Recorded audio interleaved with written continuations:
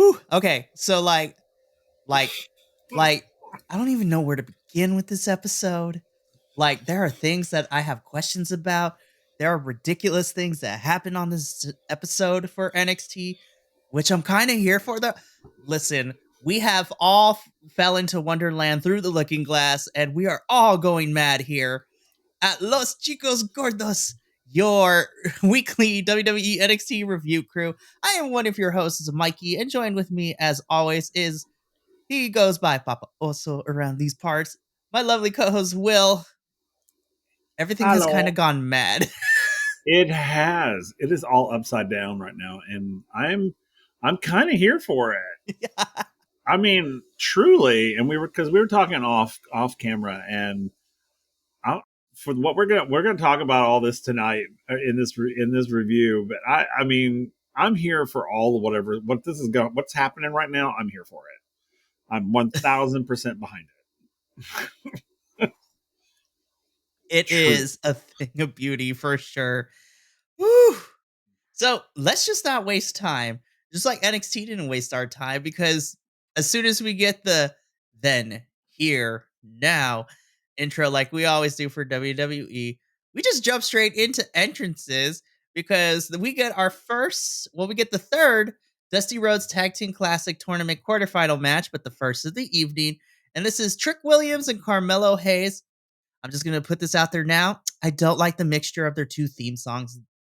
Like, even Booker T was so upset. He's like, "Oh man," because he likes to do the ad libs for Yeah. Trick's theme song. Then Carmelo Hayes' theme hits. I was like, it doesn't mix very well. Just play Tricks and let Booker T ad lib. And it's so funny because when they were mixing them, I was like, wow, they don't mix like Trick and Mellow don't mix right now. Subtlety. I know. So if that was intentional, well done, NXT, because I caught that. I was like, ew. When it started playing, I was like, ew, those do not go together. And I was like, ooh, is this like some kind of like foreshadowing? Who knows? But Trick and Carmelo are taking on Idris Enofe and Malik Blade. So this match, I'll admit, at first I was like, they're kind of not clicking for me. But then once we got like 2-3 minutes in, I was like, okay, now the fun starts.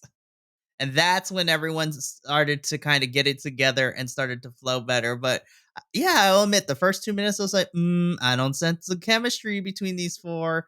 And then they kind of were able to find their groove and then work through it. I have to say right now, Malik Blade launching through the ropes into the right hand hook, Oh my but god. he ate it on the floor. I was like, ooh, he almost didn't get to Trick onto, like, he almost Yeah, didn't make it. I was like, no, baby Trick, don't also get hurt too. I know. Please don't. We need you to be in Vengeance Day. I was like, let me see. We are 3 weeks until Vengeance Day. We just gotta survive until then. We gotta survive until then. Oh my Exactly. goodness. It's gonna be a Oof. crazy 2 weeks until the Royal Rumble for main roster, and then 3 weeks until Vengeance Day. Oh my gosh, I don't know I what we're know. doing. But yeah, Yep. like I said, I enjoyed this match once everyone kind of found their groove and the chemistry started to get there. And spoiler alert, to the surprise of no one, if you've been watching NXT for a while, Trick and Carmelo pick up the dub here, and they move on to the semifinals, where they will be facing the winners. Whoever wins our other and final quarterfinal match later in the evening. Spoiler alert, this match is going to slap when, when we talk about it. And we're going to slap because Carmelo and Trick are facing a very fun tag team in our winners. Oh But my god, I we'll know. talk about that when we get there. Oh my god, I know. But God. I'm very excited about that match. I am too. But yeah, like I said, I thought this match was fun once everyone kind of got it together, and I'm happy that Malik Blade didn't hurt himself when he dived through the ropes. That was my biggest worry. Yeah, mine too. I will also say that this match, Carmelo and Trick were, I don't think they were as connected. It's, to me, it felt like they were two individuals fighting, unlike their opponents who were actually fighting as a team. Because, and maybe it's intentional, or maybe it's just me reading into it. I don't know, but to me, it just felt like every time they were in the ring, it was about themselves and not their team. It's like, oh, here, tag me in because I want to be in it. And honestly and truly, when Trick made the pin there at the end, I don't think Carmelo was too happy about it. I mean, I think he was like, oh, yeah, we're going to the things. But I think he wanted to be the one to do it. I really do. And because, I mean, here we go. Trick's showing him up every second. Every time they do something, Trick he wins. He comes out on the top. So it's just adding to my conspiracy theories. So anyway, yes, it was an interesting match. We love a good conspiracy theory here. Preferably, we would like it if it was a murder board. Yes, I want that now. Ever since you mentioned it, somebody bring the murder board. We need it back, please. Joe Gacy needs to be doing it. Listen, that's what we've been saying. We want a murder board with Joe Gacy. But anyways, so we move on from this match and we get a couple of backstage segments. We get a lot of backstage and we get an in-ring. There's a big gap before our next match. So first, we get a small interview with, sorry, brain fart. We get a backstage interview with Fallon Henley. Mm-hmm. And we're going to get a bunch of vignettes from different women across the night, which is building towards our main event, which is this number one contender women's battle royal. So Fallon Henley says, she's been racking up wins. She says that, you know what? I had so much fun last week with Tiffany being on the ranch, as did we. That was great 3-act structure. But she says that she's looking forward to the battle royale and that she's going to end up winning. So we love Fallon. She's rising the ranks of, one of the top women's talent right now on the roster, which is great. We're going to talk about her in the battle royale and that fatal 4-way, her shining wizard like knee strike when she runs. And like literally, I was like, woo. And I'm going to say it right now. I'll say it again. I'm a spoiler alert. The final 4 to me was the correct choices. Like that final fatal 4-way match was awesome. Then probably one of my favorite moments, we have La Madrina herself, Elektra Lopez, and Lola Vice walking backstage talking about how, before the battle royale, they're going to take out Lyra. And then just like FBI investigator, Tatum Paxley just like races up the blinds and from behind a window, she's like, no, I'm going to do everything in my power to make sure that I win. So therefore I could protect Lyra's thing. I'll see you ladies later. And then pulls it down. Tatum Paxley is my favorite right now. You are muted. That was weird. Why is it all the crazy ones that I'm loving right now? I mean, Tatum, Joe Gacy. I mean, the Cray Crays are like the best characters right now. And Tatum Paxley is freaking hilarious. Tater Tot, as we're gonna call her. Tater Tot is hilarious. Tater Tot, Tatum Paxley. Yes, I love it. Tater Tot. Tatum Tot. Yes, that is it. We're gonna call her Tatum Tot. Because we gotta protect Tatum at all costs. So Tatum Tot Paxley. Like, she's one of my favorites right now. I wasn't sure how the creepy ex-girlfriend stalker was going to work for Lyra, but now that they took it in a comedic direction, I was like, oh, this is so good. And I love this so much. And so we'll see more of Tatum. We'll talk about Tatum more when we get to the tag team match because she had me crying of laughter. It was so good. Okay, so let's talk about one of the first swerves of the night. So your new NXT North American champion, Obafemi, is in the ring. By the way, I love that the crowd is already behind him, and every time he finishes a sentence, the crowd is like, "Oh." Cool. So crazy. So You know, I don't want to make this a stereotypical thing, but I have worked with and I've had friends that come from Nigerian descent, and honor and confidence is definitely a thing that is ingrained in the culture, because this is where this promo kind of stemmed from. The fact that Obafemi is grateful for the opportunity, but his confidence is overshadowing everything.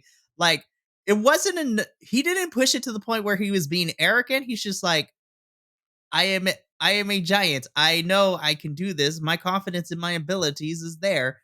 So therefore, it was written in destiny that I would win this championship. So before we get to what happened afterwards, let's talk about this man has gone cray cray and he has been drunk on his own power. Yeah. All I know is that it was getting very close to like a god complex. Woo-hoo. I mean, and that's cool. I mean, if that's the route they're wanting to take him, and because to be quite honest, it feels to me like he is starting to lean the heel side of things, and whether it's intentional on his part or not, but I think his actions are going to send him that way because he's very much like I rule the world. It's like, and I'm just like, well, okay. I mean, yeah, congratulations. You are absolutely you have the right. You have earned that right. Well, I'm a little on the fence on that one, but because I think personally it was a cheap shot, and I don't think it. I don't. I truly do. And I know people are like, well, that's just how wrestling is. I'm like, that's great, but when it comes to character work, that's such a cheap blow. I mean, such a cheap, like, it's what we would call a cheap laugh. It's like, oh, we know the audience will love this, so let's just give it to them. And it's like, really? Come on. First of all, Obafemi, you're a powerhouse and you're a good wrestler. Why in the world would you go and wrestle a wrestler who literally just got the stuffing knocked out of him and then go, oh, I'm going to claim my thing now because you're at your weakest? And to me, that is just being a coward. Because it's like, why can't you fight Dragon Lee when he's at his height? You have to wait until he's at his lowest because you don't believe that you can defeat him when he's at his height.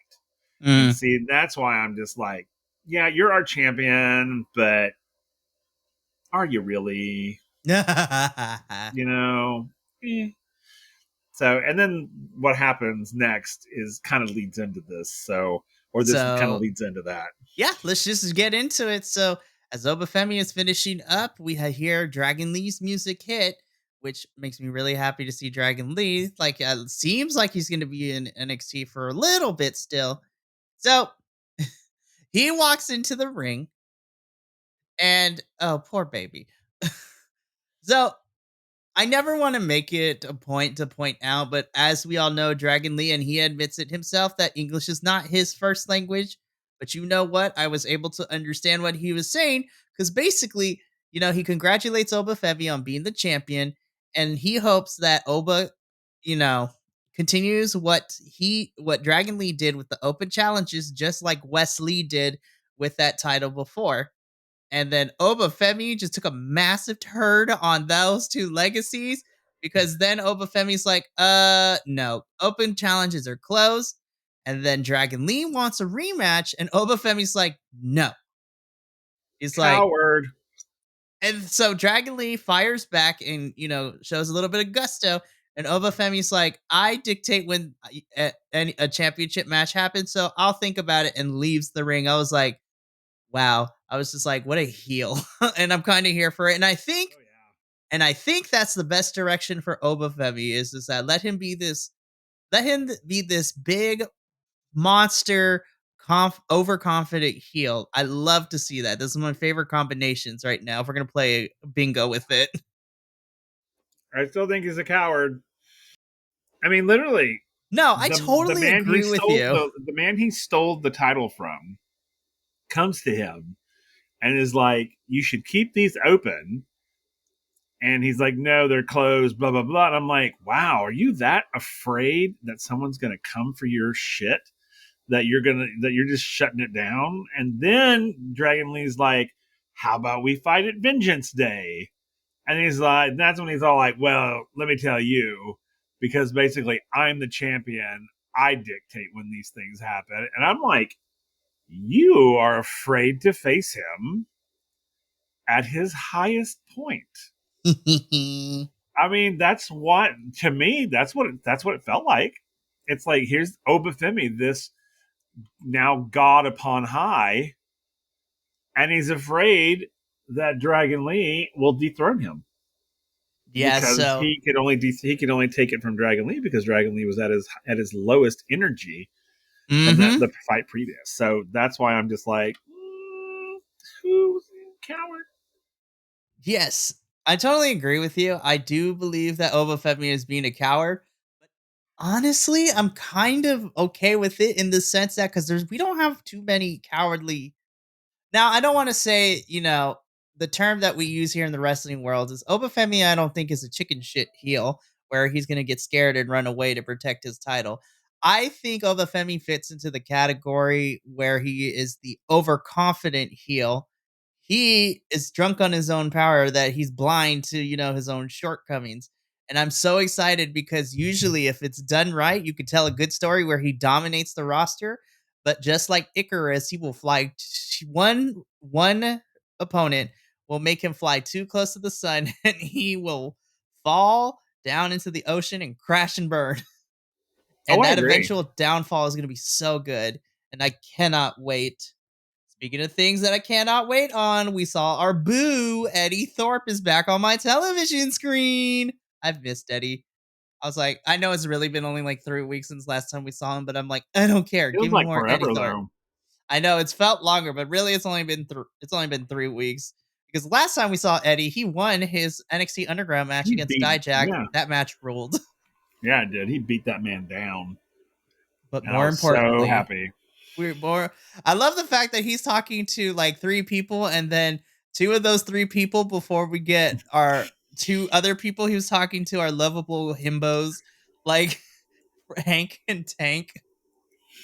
That in their like mechanic cutoff T-shirts.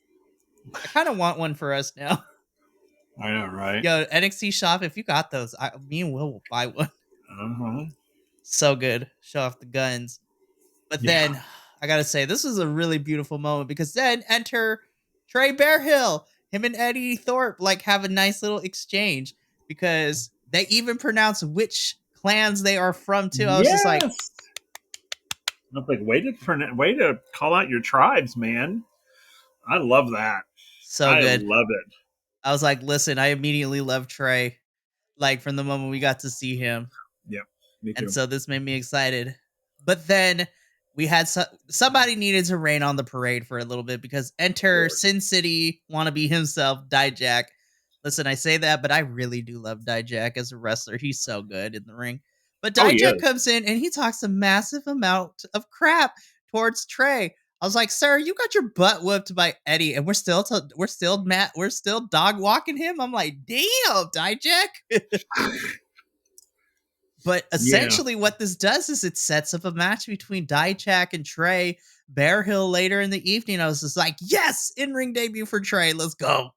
Which I was so excited for.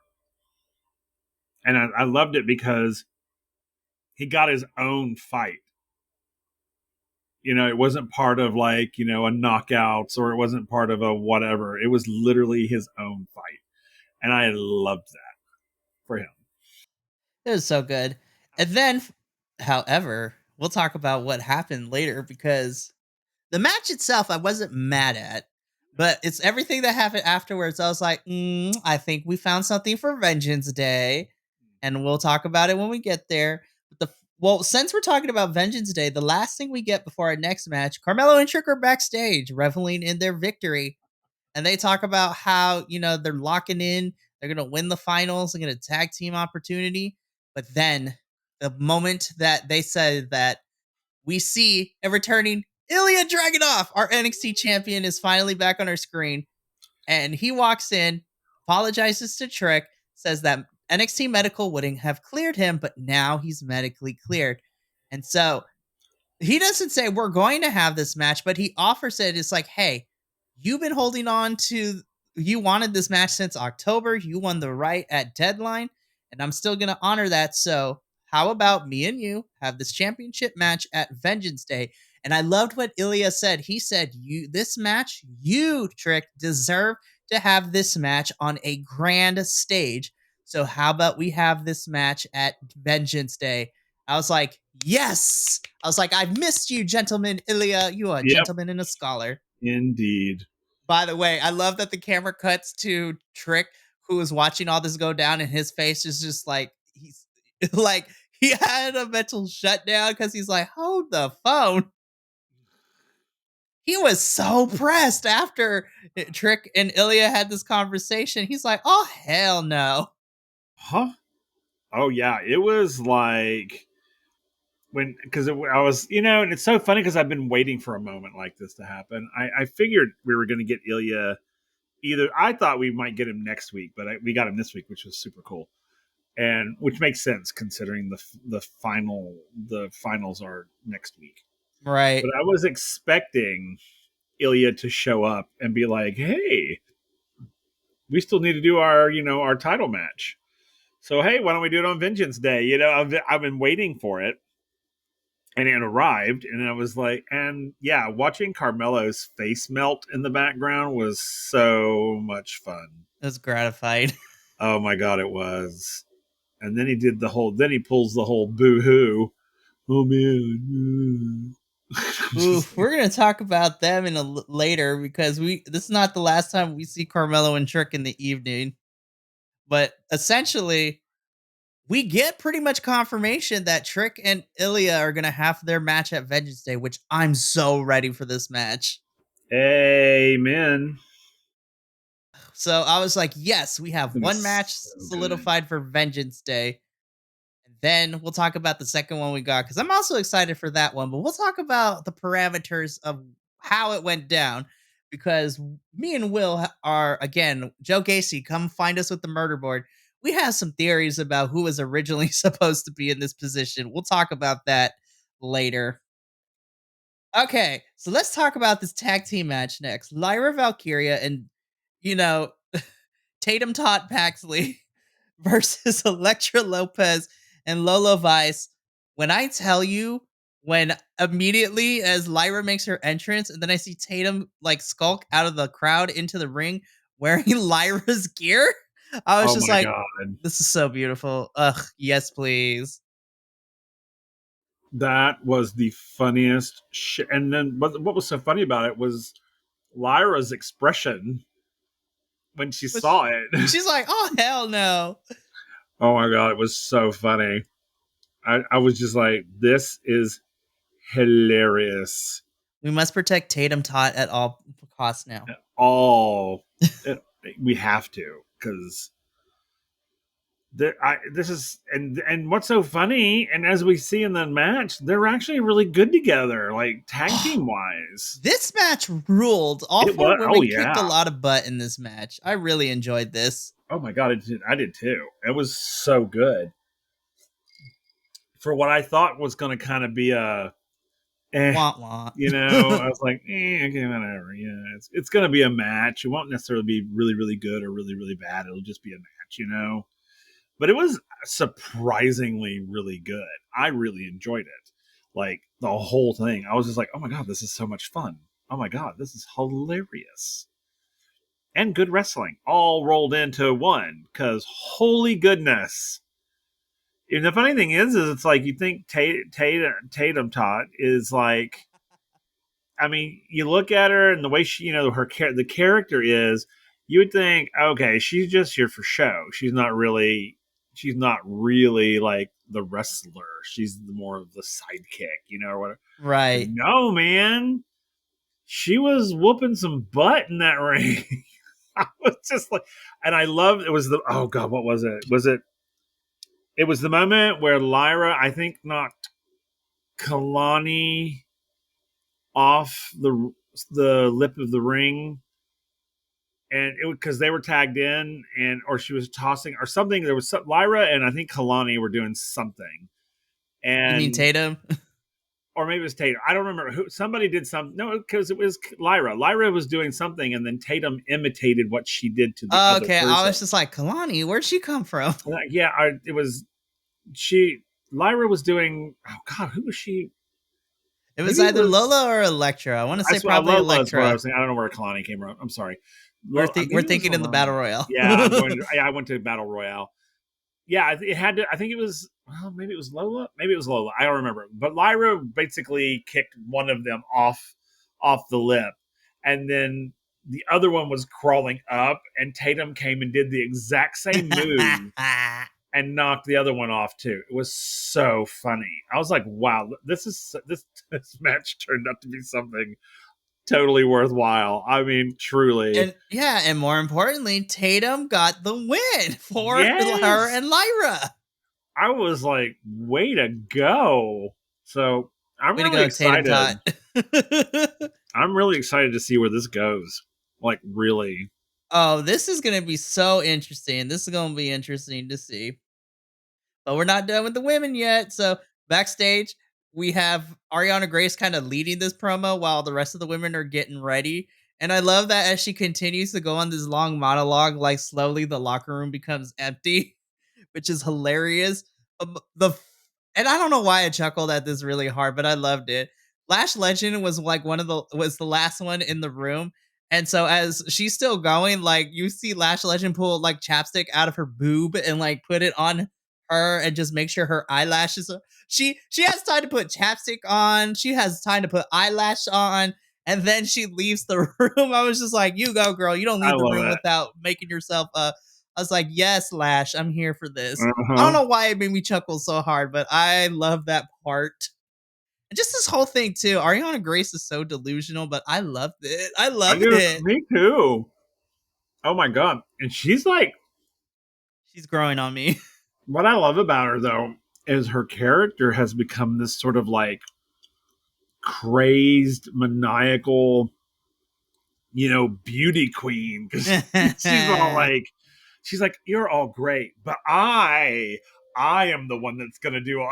I'm just like, girl, where are you? What's going on with you? You've been drinking the Kool-Aid, I think. She got lost in the sauce. Seriously, it is so funny. I love what she's doing with this character. I It's love it. super fun. Speaking of getting lost in the sauce, like this next segment, I was just like okay, so the match itself was good. Everything that happened afterwards, though, I was like, ooh, this is gonna be interesting storytelling. So this is where we get all the beefy European men because we see Rich Holland taking on Joe Coffey, but we also had Mark Coffey and Wolfgang of Gallus. So we had all the beefy European boys. Hi, boys. Hello. I also love that Ridge Holland's going back to his original NXT like entrance look with like the hat and the Derby coat. I was just like, yes. I'm here for I it. was like, no bully club, but that's okay. But I really enjoyed this match. The only complaint I had, it was short. It was so short. I mean, I was like, it was like less than 5 minutes. I was like, what happened? I literally it started and I was watching it and then I looked away and came back and it was over. I was like, what the? I had to like rewind it because I was like, did I like lose time? I was literally like, did I get abducted by aliens? Because I was literally like, there's no I was way like, that match was that short, and it I was like, was. I know. I was like, I could have literally what happened with me is I was getting ready for work while I was also watching this. I was like, I go to the kitchen and the TV's playing. I was like, okay, I'm expecting this to be like 8, 9 minutes. I go to make a sandwich. It took me like less than 2 minutes. And then I hear the bell ring. I'm like, wait, what? I was like, this match was as long as the time it took me to walk to the kitchen, make a sandwich, and come back. Yeah, I was floored by it. I was like, what in the world? I mean, especially with because I was thinking with Joe Coffey and Ridge, I was like, this match is going to go for a while because they're two big beefy guys, both powerhouses, Hey. and it didn't. I was just like, what? I mean, Ridge like pinned him. I was like 1, 2, 3. I was like, I mean, I'm not mad that Rich won. No, So I'm I not was either. like, damn, this match. I wish this match went longer, but I will say what happened afterwards made up for it kind of a little bit. Yeah, I want to shout out the NXT cameramen because like they positioned this shot beautifully. And it was like very sad to watch, but like in a great it was like a train wreck, but it was like a good train wreck, if that yeah. makes any sense. So Joe Coffey and the Gallus boys are like beating up on Rich Holland. And commentary makes it a point to say, be like, who's gonna come out to save Rich? And then the camera goes over to the entrance ramp. Nobody shows up. And Nobody comes. what even made it worse, but like in the best way possible, is that camera shot lingered for a couple of seconds. I was like, oh, this is so sad, but I'm here for this as a writer. And then it went back. It was then like it went on it. Then it went to them. And then back it to went the back. beatdown on it. I was like, oh my God. And then to add insult to injury, you hear Joe Coffey yelling at Rich Holland, "You have no friends. You are alone." I was like, damn, Joe, just rub it in. I was like, oh my God. okay, like if this means we get more Rich and Joe Coffey matches, I'm here for it. And I'm interested to see what we do to further progress Ridge's story of being redeemed, because nobody's here to save him. Who's going to be the first? That is a good question. Who's going to be the first one to step up and like be like, hey man, I'm here for you. You know, if you need anything, you let me know. Who do you think it's going to be? I mean, selfishly, just because of how weird things could get with this storyline, but I would love it. So I was just like, okay, Tyler Bates not there anymore because now he's on main roster. I'm like, Axiom and Nathan are kind of busy right now. I'm trying to think. Now, I put this out there, but I was like, unless he gets inserted into what happens with Trey and Lexus later, I would love randomly to see Eddie Thorp just show up out of nowhere to protect Ridge. It's like, no. I would love that. I don't know. I was like, there's no rhyme or reason, but No. honestly, I think Eddie there kind Thorp of is though, because yeah. Eddie's like, he's that guy, you know, and that's why I was kind of surprised he didn't come out this time, but you know, well, he had other things going on, but. Shawn Michaels, I know you watch this. Give us more Eddie Thorpe on the show. Yes, we love Eddie. I think that would be great, though. I think it would be, you know, him coming out and like knocking heads, you know, to help him out. And he's like, "Hey, Eddie Thorpe has I know two what it means." NXT Underground matches under his belt. Like, yeah, and you know, and for the longest time, Eddie was getting his ass handed to him by people, and no one came and helped him. Not really. So he knows what it's like. Yeah. That's why I'm just like, that would be great. I think that would be awesome. I'd be here for it. You hear that, Shawn Michaels? Please let Eddie Thorpe help and let him be a part of the story. Honestly, we just want to see more Eddie Thorpe on television. We think me and Papa Oso over here love Eddie Thorpe. True. Please. Absolutely. And I love him even more since his Underground match. Oh, absolutely. His stock rose for me. Ooh. Okay, so now we got a couple more backstage segments. First, we get NXT Anonymous, who is videotaping Thea and JC. I was like, girls, what are we doing? I'm like, whatever they did, I was like, let it be a sexy calendar. Yeah, seriously. Or I'm thinking we think it's sexy, and then it ends up being like, girl, we made cookies and we sold them all. It's like a Girl Scout. Oh, let it be a Girl Scout cookie like Enterprise ring. God, that would be hilarious. They're illegally selling their bootleg version of Girl Scout cookies, but it's Chase U cookies. Oh my God, I'm loving it. So, yeah, so JC and Thea are talking to all the girls, and then most of them, you know, Carmen and Thea leave to go get ready. I'm surprised that JC wasn't going to be in the match, which I was shocked, a little surprised by, but it's okay. Because then what we got is that JC calls one of the girls back. She's like, you did a good job. You know what? We're going to make this work. I was like, ooh, JC. Again, I was like, I've been trained to be like, oh, she's going to turn on Chase U. I really hope it's just like they decided to sell cookies, and instead I was like, sexy calendar, and then watch it turn out to be something not like that. I know, right? I've been thinking that too. I was like, oh, come on, don't. I really love JC and Thea's like dynamic right now. Right. I don't know. We'll see. I'm trying not to go back into the old way that was me before. I was like, because I've been trained, like when a good thing happens, when a good relationship happens, Like, they always break up. I was like, don't break them up yet. Then I don't know who. We still never got the name of homegirl that was talking to Kalani. But this was a nice little thing for Kalani. She's like, you know what? I've kind of been in the middle of everything. And, people are like, Kalani, you got to wait. You got to work your way up. Well, tonight, I'm going to prove that I earned my shot and I should be in the conversation to be at the top of the women's division. I was like, you go, Kalani. Yes, I was so excited for that.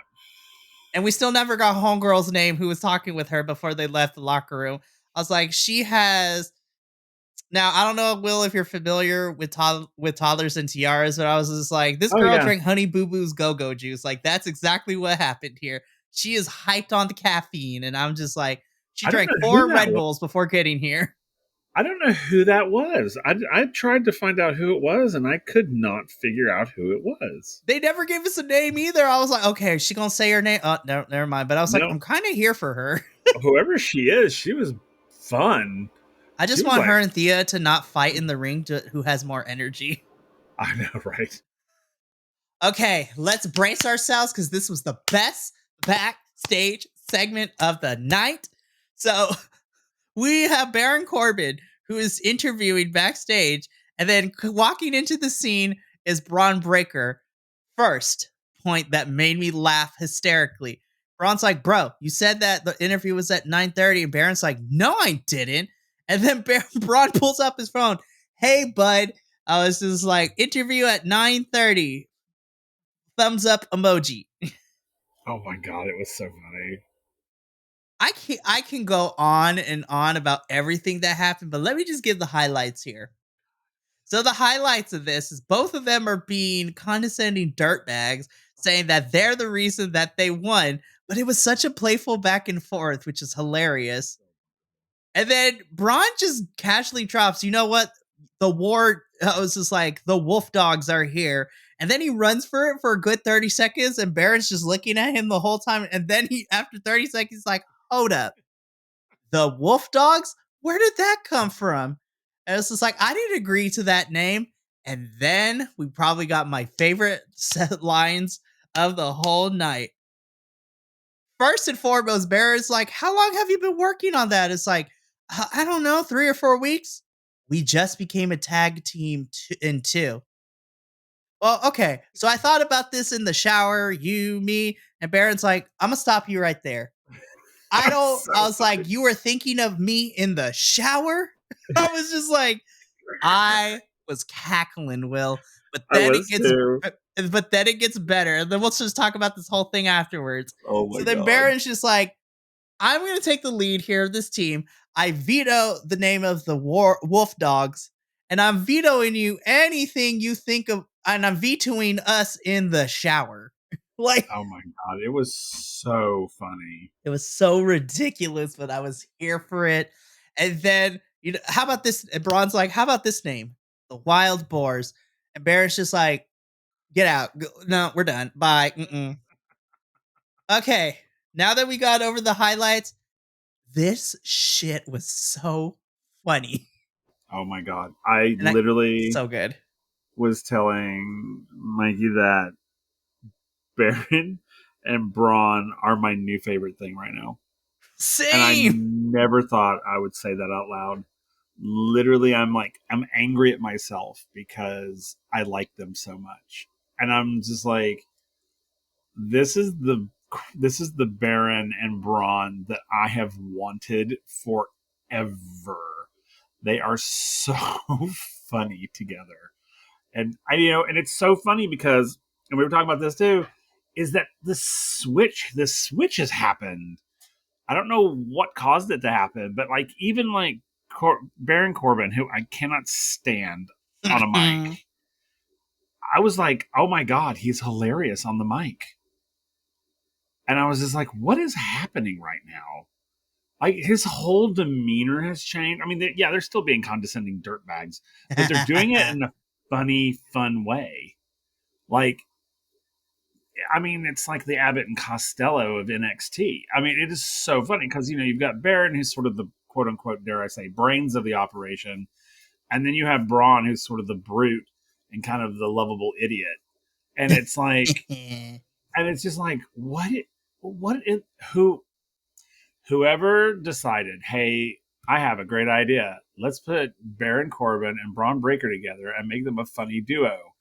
Whoever came up with that needs a raise. Actually, they need a promotion and a raise because, oh my God, it was something I never knew I needed, but everything I needed. They are so funny. So funny. I just because of this, I kind of want them to make it all the way and win this tournament. I do too. I won't lie. I want them to go all the way. I really do. Don't get me wrong. I love the family, but I kind of want to see the titles on Braun and Baron. God, can you imagine? That would be amazing. I'm here for it. I'm 100,000% behind it. I hope they go on, and even though I do love me some Axiom and Nathan, but not Nathan. Yeah, Nathan Frazier. Yeah, Nathan Frazier. That's what it is. I'm sorry. I was thinking LWO, and I was like, wait a minute, no. They're in the other. We're going to talk about them next. Yeah, but I hope, and I hope they beat them, and they go to Vengeance Day and fight the winners of the other two. I really do, because I love them now. Yes, I literally, and for those of you who don't know, who are new to us, the podcast and all that, I have hated Baron Corbin since the day I met him. Flat out the gate. And Braun Breaker as well. The two of them. I literally, when they fought at one point, I literally was like, I don't even want to watch this match because I don't care about either of them. And because I was like, there's nothing there for me to like hold on to go, ooh, I'm behind you, or ooh, I'm totally against you because you're this. No, I was totally indifferent to them. And then Braun Breaker was starting to do some stuff, and I was like, okay, I'm behind you as a villain. Cool. Baron, nothing. Nothing. And it was constantly nothing and nothing and nothing and nothing. And then all of a sudden, out of freaking left field, he comes on and he's like, hey, Braun, we should totally be a tag team. And I was like, where is this going? Right. And I was like, and then at first I was like, okay. And I was like, okay, this is going to be, Braun's going to like say some snarky bullshit, and he's going to be like, screw you, and he's going to leave. And then they suddenly became a tag team, and then Braun like leave. And then what sold me on it was when Baron was like, that, and Braun just left, and then he's like, really? What? And then all of a sudden he popped back in, and he was like, and he left. I was like, I'm here. I'm done. You bought me. You sold me. I'm here. And then what we just covered, this solidified. Now, yeah. I can't believe I'm saying this, but I was just like, I'm here for this version of Braun and Baron. I now want to get a T-shirt with their faces on it, and above it go Braun Breaker or Breaker. Braun. It's like, so it's like, which one is it? Who's the leader? I want to get a still shot of them, like the face that Baron Corbin made. Like his gestures were very okay. So how do I put this? It's very like very Mean Girls, like ew. When he was talking about, you think about us in the shower, like it's a face. That was I'm gonna screen grab that and put it on a T-shirt. Yes, I have ideas now. We are going to listen. If they're not going to release an official shirt for them, we will make an unofficial one and sell that thing. Yes, so good. Oh my goodness. Like my cheeks were hurting after laughing this whole segment. And that's exactly what I wanted to see. And then it continued because then we get our final quarterfinals match of the Dusty Rhodes Tag Team Classic tournament, where we see Chase U being represented by Duke Hudson and Riley Osborne taking on LWO, who is being accompanied by other LWO member, Zelina Vega. I was like, yes, my short queen is in NXT. Let's go. She's so tiny, but I love her. And she was the boss. Yeah. Zelina Vega is so good. And so for those of you who don't know, Zelina Vega is Puerto Rican. So obviously that's a plus right there. But I love her even more because she's a cosplay girl. She's a video game nerd. Like, I cannot wait to see what she cosplay as for the Royal Rumble this year. Last year, she cosplayed as Judy from Street Fighter, which was so good. Funny. Oh my that's hilarious. But more importantly, I love her even more because she's married to Malachi Black, who's in AEW. And their dynamic is so funny because she's really tiny and he's really tall. It's so funny to watch. That's hilarious. They've posted videos of them practicing wrestling because they have a ring in their house. So like they practice it in the dojo and everything. It's really fun to watch. But anyways, this match ruled in the sense that LWO continues to prove that lucha libre can be a thing in WWE. When I tell you, Joaquin Wilde with that freaking DDT, jumping through the rope, catching Duke and giving him the DDT to the corner of the announcer desk, I was just like, oh my gosh. I was like, somebody call an ambulance. Yeah, because this match was so much fun. It was insane. Insanely good. Insanely good. And what I love too is that, listen, I love you, our golden retriever, Duke Hudson, right? He is such our golden retriever boy. But what I love is LWO picked at Duke's weakness because they're quick.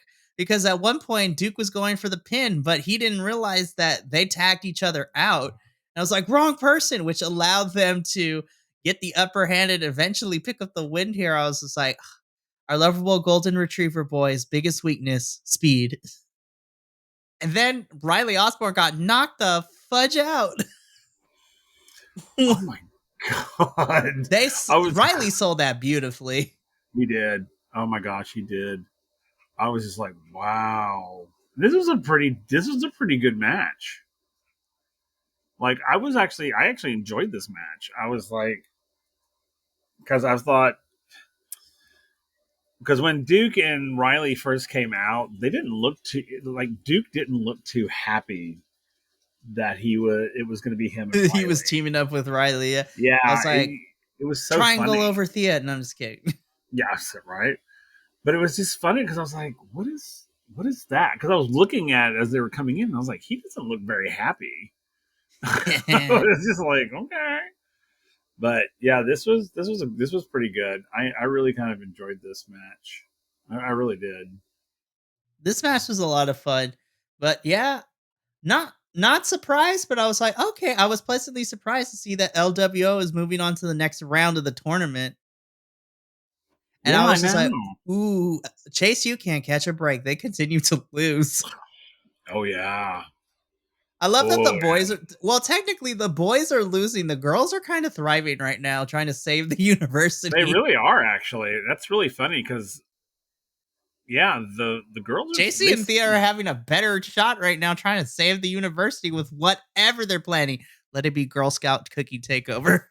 Seriously, I'm here for that. I'm so here for that. So funny. I don't care. Whatever shenanigans they're up to, I'm here for it. I loved it. And then I even love the next thing we got too. So we see the family like hyping up Adriana Rizzo, and then she's all nervous because this is her first big in-ring stuff. And then they're hyping her up by reminding her how she took care of business with all the people that, she took control of. And then she's like throwing people out the break. No. We're not going to go that far. But. Oh my gosh. I know. I love this trio. Like now that we have a name, for Adriana. I love it. She's so good. And then we get the other best part. We come back to commentary and Joe Gacy's there. Joe Gacy reporting live from the commentary desk. I was just like, oh, I am here for this immediately. Oh, I was absolutely. The minute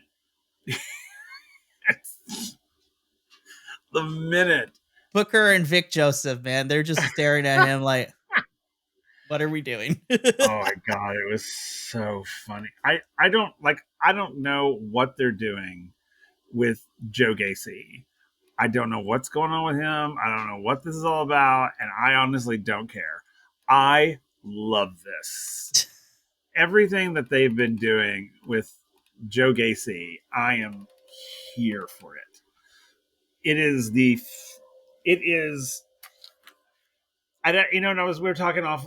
It's like, what are they doing with all the bad guys? All the heels are turning into like comedic stars, right? You know, we've got Joe Gacy, who was, Schism and this super serious thing. And then he went cray cray, and now he's like playing this super crazy, like pops out of We nowhere just need a murder character. board. If I he shows really, up with the murder board, I will say best character 2024. absolutely, you're not kidding. And then we got Corbin and I Breaker, know, like and I'm all just the like, heels are what? kind of going comedic heel, which I'm kind of here for. This I is am great. totally here for it. I love it. It's- But speaking of comedic heels, okay, so first, like randomly, Von Wagner and Mr. Stone are back now. All of a sudden, I was like, "What happened? Like, you were gone for weeks now, and then you just show up." Okay, so I have this was my biggest nitpick of the night.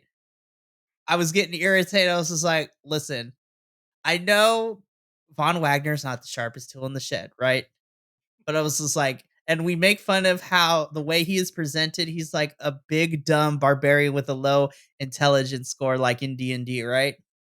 This is the most dumb barbarian like portrayal of Von Wagner's character that I have ever seen him do, because he was full on dumb Tweedledee Tweedledum moment. I was like, I don't know if I like this. I was just like, I don't like this. I was like, you could kind of be okay, this is gonna sound really bad. Von Wagner, you could be kind of dumb, but he was like overly dumb here, more so than normal. I was like, I don't like this. yeah, I don't. Hmm. I don't And really Noam Dar know. was trying, because that's the other half of this, is that we have Noam Dar and Oro Mensa, because this happened last week, if I put in air quotes, after what happened after Josh Briggs knocked Oro the freak out in their match. But like, this was a weird exchange. I did not like this backstage segment. I didn't It either. seems like Von Wagner's going for the Heritage Cup now at some point. I'm like, let's not. I don't. Yeah, I don't know. I don't know. I agree with you. I don't. I don't. I don't. I wasn't really behind this one either. I just. It feels weird. I I don't was know like, what happened? how else to put it. It just feels weird. I mean, I don't know. Again, I don't know if it was they were trying to be ha ha ha ha, ha let's be funny with it, or what. But I don't know. It just felt weird. It did. It did. And I was just like, well, we'll see what happens. Yeah. So now we have a lot to talk about with this next match, Dijak versus Trey Bearhill. So I figured this wasn't going to go long. So I was right. It was only like 6-7 minutes. But you know what? This was Trey's debut match. And honestly, I like his style of wrestling. I really do. Oh, Of me course, too. yeah, Trey got a lot of offense in, but then of course Dijak comes back, and just the sheer power of Dijak overwhelms Trey, because Dijak picks up the win here. And Will has a big problem, because this is the second Native American, person slash character that Dijak has squashed. Not squashed, but like has decimated, and Will has lots of feelings about it. I Well, kind of do, but I'm not like, I don't understand it. I mean, yeah. look, I just don't. I don't get it. I That's just my don't thing. understand why Dijak has to be the person to do it That's what I'm saying. Why are they putting? It's like literally. It's like why are they putting Dijak in this against? position. Yeah, and I'm just like, I don't think that's very fair. I mean, honestly, I just so that is my beef with it. That's my beef is I don't understand why it has to be Dijak. I don't understand because right now it literally just feels like Dijak is here to beat up on our Native American, and I don't think that's what they're doing. But it's what it feels like, and I don't like that for Dijak because you We let's were, yeah, I feel like we had that arc already in his feud with Eddie. Like, and I was like, okay, so we're going to move them on. No, okay, never mind. Dijak has to beat up Trey Bearhill. Sure. So, like we said, it feels icky. It feels weird. I don't like seeing Native American wrestlers get, you know, trounced on. And I don't like that Dijak is kind of have been like pseudo put in this position to play that role, and I don't like that either. However, what I did like, and even though Trey got his butt whooped by a certain Mr. King, who we'll talk about shortly, I did for storyline purposes and feuds. I like what happened afterwards because Joe Gacy just snaps and he headbutts Dijak, and then they brawl to the back. I was like, Joe Gacy versus Dijak feud. I'm here for it. Oh my god, I'm here for that too because I don't think Dijak knows what he's getting into. I'm sorry So, because so good. he's like I think Gacy's freaking nuts. It's like the man is freaking insane. And I think Dijak's thinking, oh, I'm going to kick your ass, blah, blah, blah, blah. And I'm like, I think he might kick yours. And he might bury you somewhere. Because remember when he was in the back of the family's car? And they were like, hey, was there a dude in there? And he's like, oh, I took care of that for you? I was like, that's when we were like, did he? Joe Gacy just committed murder on television, like insinuated murder on television, and I'm kind of here for it. I was like, this Again, is brilliant. In professional wrestling, those are the only times I would string that sentence in it for me not to be getting me the police at my door. Literally, Joe Gacy may have insinuated murder, and I'm kind of here for it. Again, only in professional wrestling can I string that sentence and without the police banging down my door. Exactly. Exactly. More importantly, Trey Bearhead looks on this as like, I don't know what just happened, but all right. And then Lexus King comes out and jumps Bearhill from behind. Listen, I don't hate the person. We've had our issues with how Lexus is being portrayed as, but we've also talked about how we kind of like that he's being portrayed this way. And to me, as much as I don't like to see my Native American wrestlers continual to get beat down, and again, only in professional wrestling can I say this sentence without people coming after me.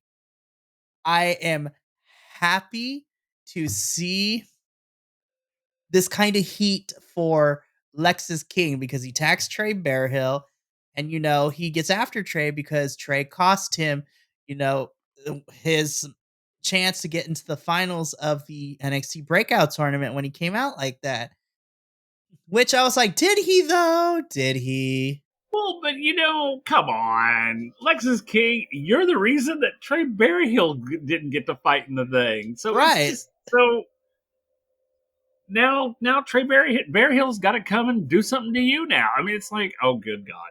But even though I will say, I am kind of here for a Trey Berryhill versus Lexus King, whatever this is going to be.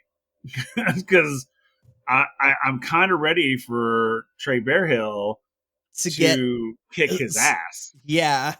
It's like seriously, he needs to kick his ass. He does. And like I said, I think this is a good way to keep cementing Lexus as this kind of crappy heel that you don't want to root for.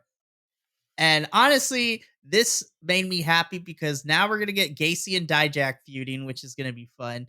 But then also this continues to build momentum towards Trey and Lexus's feud that we've been building since Lexus attacked Trey at the start of the NXT men's breakout tournament. So I'm here for both. Yep, absolutely. So things that I weren't here for though. So this next backstage segment I loved it and I enjoyed it because we got our lovable Josh Briggs who was watching some film from his, match last week. And I was like, yes, I'm here for it. And then in walks a JBL. I'm like, ew, okay, turned it off immediately. I don't like JBL as a person because he's just icky and the things that he has been accused of and whatnot. And I'm just like, ew. I was like, get him off my screen. But I was like, I like Josh, so I'm going to tolerate it for now. I was like, I've just put my hand over JBL on my television screen and I was just looking at Josh. I was like, Josh is the important one to me here. All I can say is that whole segment was icky. This was weird. I was like, it just I don't know what it served its purpose. Okay, I know what it served the purpose for because JBL tells Josh is like, look, you got to find your own way. Whatever your path is, you have to discover it, which was nice and cool and everything. But I'm like, really? You had JBL deliver this message? If I'm gonna be honest, even though they broke up, I would have loved to see Brooks Jegs his I would have loved Brooks to come in and just like, look, I know we broke up, and I'm gonna be honest, I don't like that we broke up, but here's the thing, here's what you're looking for. You, as your friend, I need to tell you that you must discover the path on your own, man. I was like, why did JBL have to say this? But whatever. So it looks like Josh is gonna have some sort of introspection, I guess. I was just like, I'm here for it, but I was like, I wish somebody else delivered it. I was like, ew. Yeah, agreed. So I'm gonna wrap up these next two things before we get to our main event. So we get a little vignette with the no quarter catch crew. So we got a vignette of their training regimen. I'm like, ow, that looks painful. But I was like, if we're gonna get that, but if this is how serious they're gonna take it, I'm kind of here for all four of them to be like this, where it's just no mercy. I'm like, no mercy, which You know, was nice to see. I agree. This whole thing was hilarious to me. 'Cause I was just like, They took themselves way too seriously, but I yeah. kind of like that they I did. love it. I love what they're doing. I love the whole thing. Right. But I was just like, I laughed through most of it because I was just like, this is so silly. It is so silly. It really is. I was just like, okay.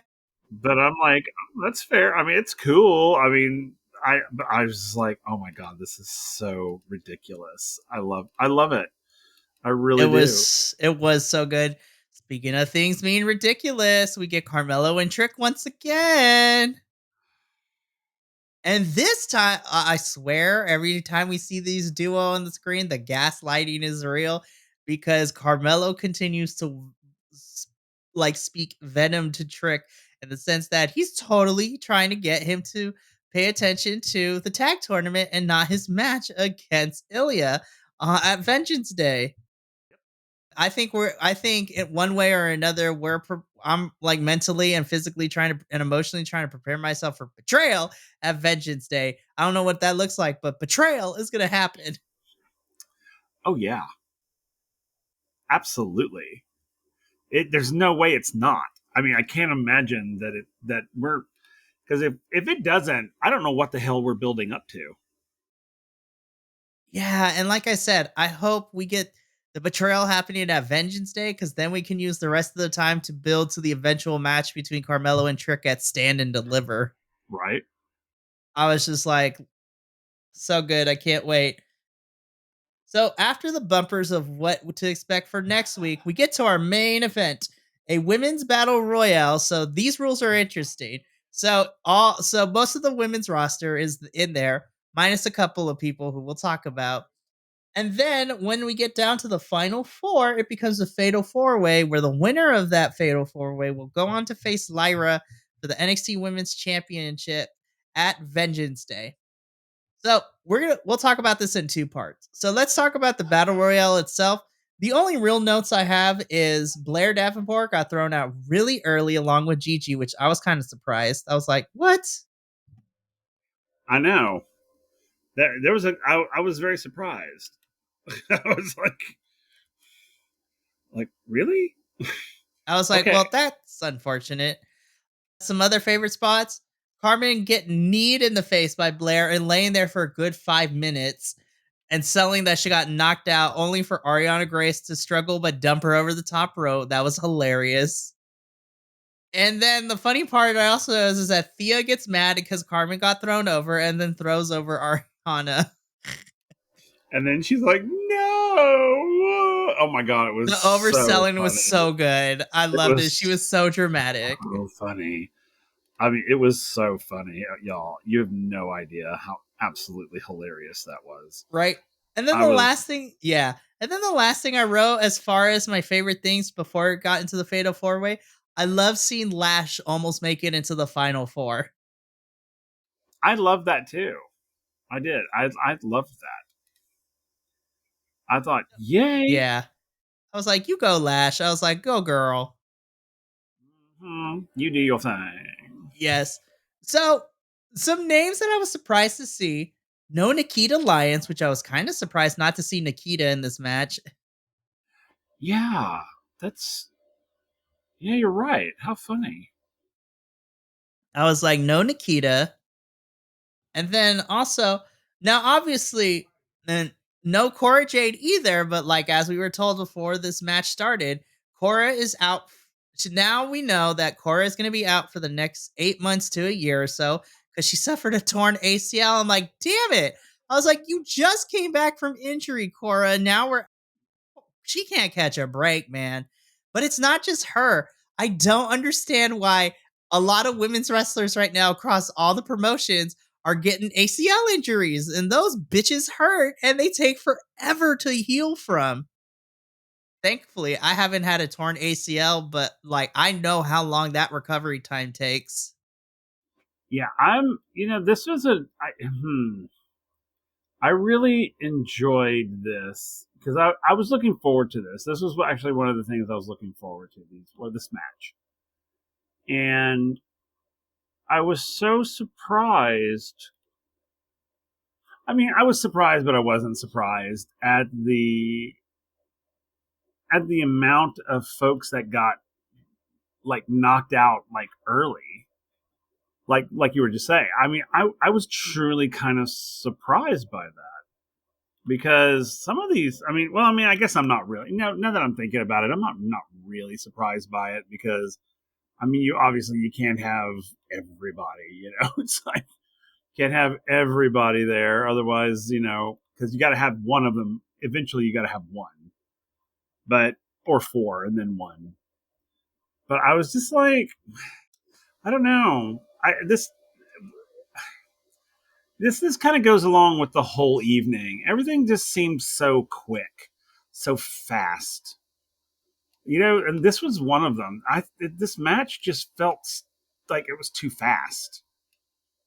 Like we got to the fatal four way very quickly. Yeah, I kind of agree. I feel that this battle royale, I was like, all right, girls, you got 15 minutes. Let's try to make this work. Yeah.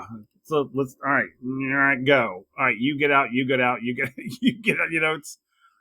I was just like, I don't know. I don't know. It just felt. I just felt like it went too. Yeah, this was weird for sure. And so from there, yeah, so then from there, we get our final four, which was Kalani Jordan, Kiana James, Fallon Henley, and Roxanne Perez. In my opinion, I feel like this is your strongest four in terms of like looking back at 2023 and all the moments everyone's had. I was like, you know what? I would pick these four women too as well. Now, I might have put in contention for Blair to be in there somewhere, but you know, she got knocked out. And then from here, this was the 5 minutes. The girls stepped on the gas, and then it was on like Donkey Kong. Oh my god, it was. I was like, "Whoa, go guys!" The Wait, girls, they all hit their stuff. Like it was just go, go, go. And I was so upset because they made me believe Kalani was gonna win at certain points. I was like, no, don't do this to me. I was like, I know she's not gonna win, but damn it, you're making me believe she might. yeah, I was the same way. I was the exact same way. I was like, "What? Don't tease me like this. Don't do that. That's cruel. That's cruel and unusual. Don't do that." I Yeah, was like, I really was like, "Oh, Kalani, I want you to win now. I really do because you're doing so well." And then, yeah, and she did, and I mean, you're right. It was to a she point where I pretty was much like, almost had it, but the ref didn't count in time. "Nope." And I was so angry. I was like, "Are you kidding me with this right now?" Izzy got yeah. So like, let's just talk about it. So everybody starts spamming the final finishers like in the final game. So again, Fallon Henley's like shining wizard, like running knee strike is so violent to watch. It's so good though. But yeah, Kalani basically pretty much almost has the match won because Fallon knocks out Kiana, and then Kalani takes advantage by trying to do her moonsault, but then Izzy pulls Kiana out, which then distracts Kalani enough for Roxanne to hit pop rocks on her. And 1, 2, 3, Roxanne Perez is your new number one contender. So It's going to be Lyra Valkyria versus Roxanne Perez at Vengeance Day for the NXT Women's Championship. Now, let's do full conspiracy theory here. I sat with this for the last 24 hours, and I am of the mindset that had she not gotten hurt, I think Roxanne's spot was, in terms of winning, I think Cora Jade was going to win this. I agree. I totally agree. I think Cora was going to win this. Mm-hmm. I totally agree with you because, I mean, yeah, I totally agree. Because I was like, it sucks that she got hurt. He does. Yeah. I was like, Lyra versus Cora could have been fun. It could have been damn good. But you know what? I'm not going to complain because Roxanne and Lyra are about to burn the house down at Vengeance Day. I'm so pumped for this match. They are. It damn well better be a freaking house burn. I need Roxanne to have a redemption because that cage match with Kiana at Deadline was not it. I was like, that was not my favorite match from Deadline. No. Agreed.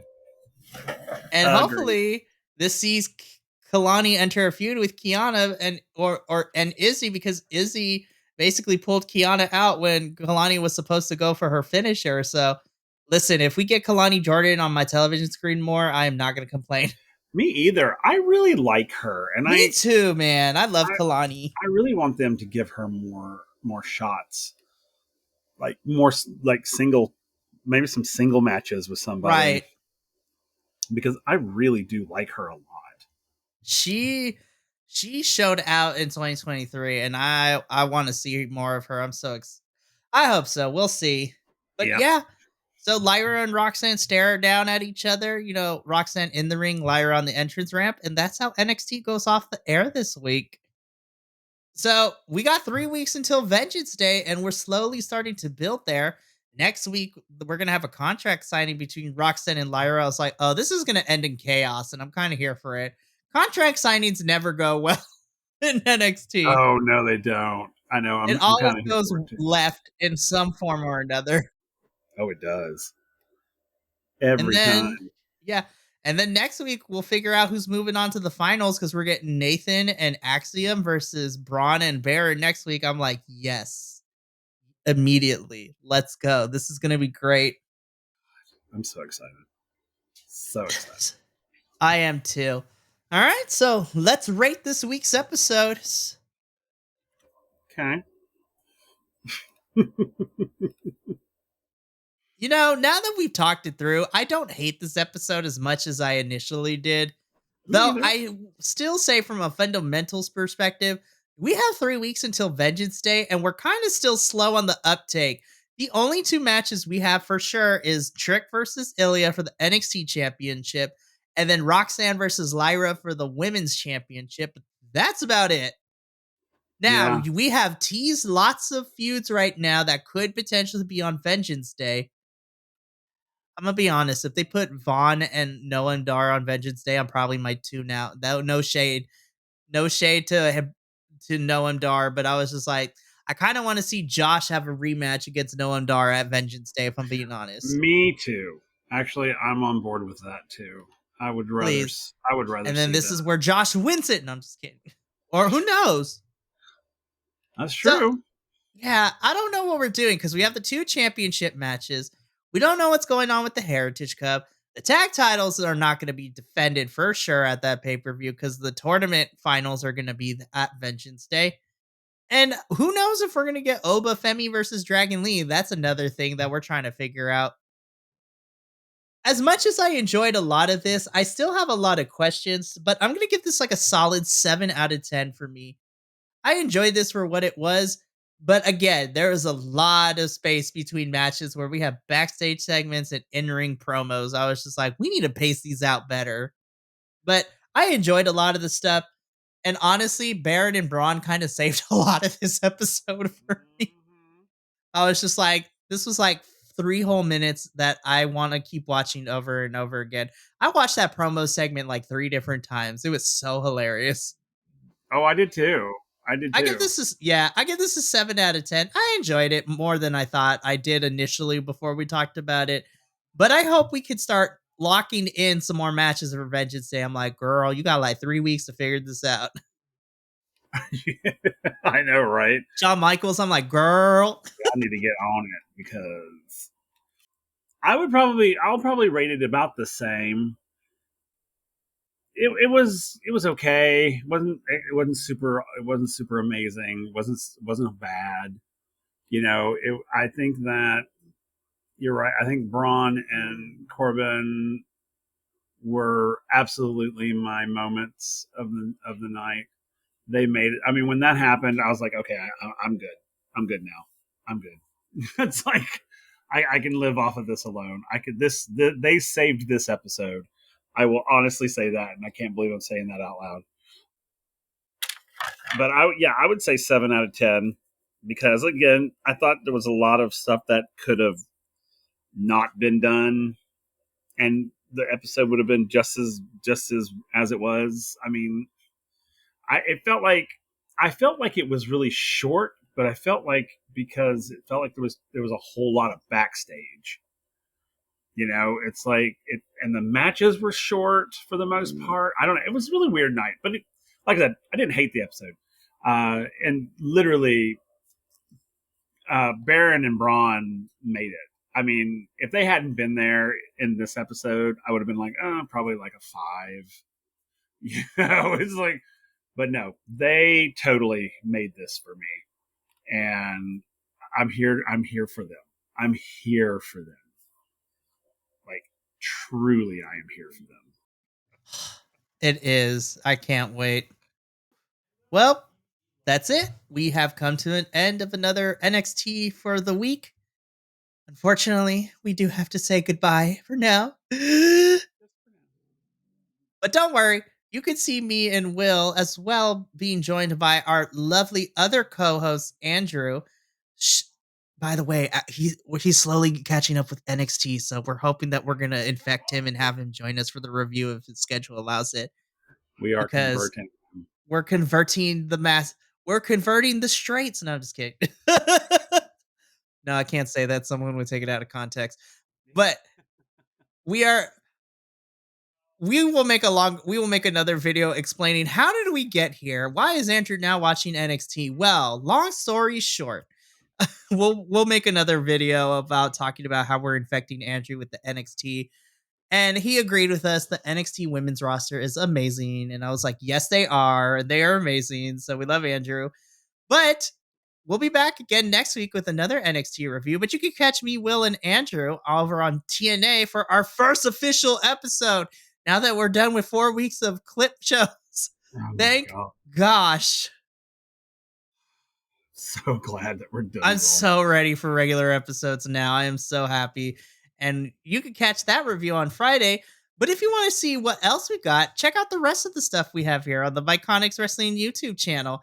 We cover all the TV shows, we cover all the pay per views. We just dropped the TNA Hard to Kill pay per view review earlier this week, which literally dropped yesterday. And it's already at 23 views. So thank you guys for checking that out.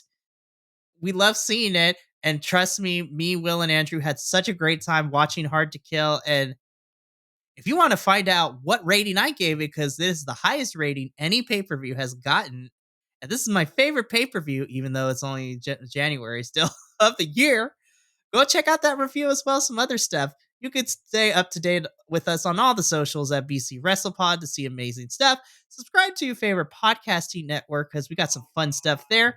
And if you feel obliged to, drop a tip into our jar, so to speak, if you want to see more content being made, we have a Patreon now. So go subscribe there where you can get access to never before seen videos like our pay per view watch along and unedited episodes where everything and anything is said.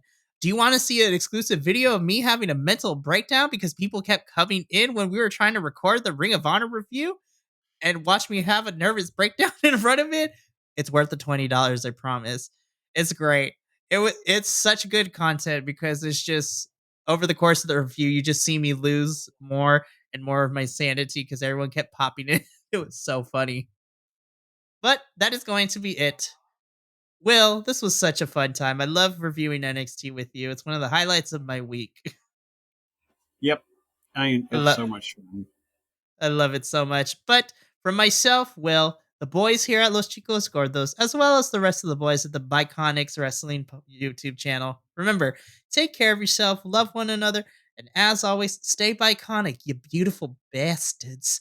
We'll see you next week for another NXT review. But until then, ta ta for now. Bye.